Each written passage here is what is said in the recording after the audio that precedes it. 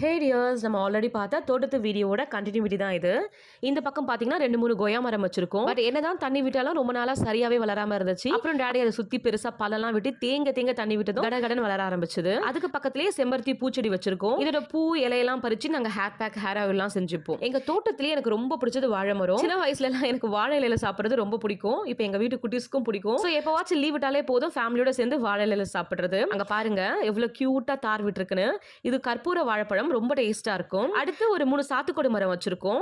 உடம்புக்கு ரொம்ப நல்லது இல்ல. சோ பக்கத்துல ஒரு செவ்வாழை மரம் வாங்கிட்டு வந்து வச்சோம். இதுல செவ்வாழை வந்து பார்க்கணும்னு ஆசை. பட் இது என்னமோ ஸ்லோவாவே வளருது. லாஸ்டா இங்க ஒரு பலா மரம் இருக்கு. இது எப்படி வளர்ந்துச்சு தெரியுமா உங்களுக்கு? இது வந்து நாங்க சாப்பிட்டு புதைச்சு வச்ச கொட்டை. அதுல இருந்து இப்படி பெருசா பலா மரம் வளர்ந்துருச்சு. இதோட நிழல்ல எவ்வளவு ஜாலியா எங்க ஜூலி மேடம் படுத்துட்டு இருக்காங்கன்னு பாருங்க.